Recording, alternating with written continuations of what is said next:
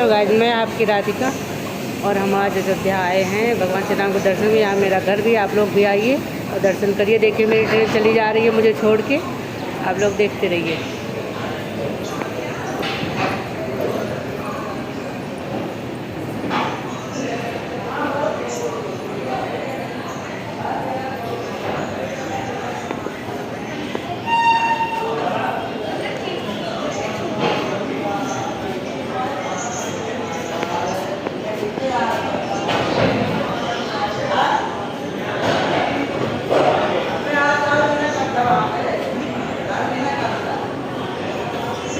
आइए आप लोग भी दर्शन करिए। श्री राम जी का मंदिर बहुत विशाल बना है।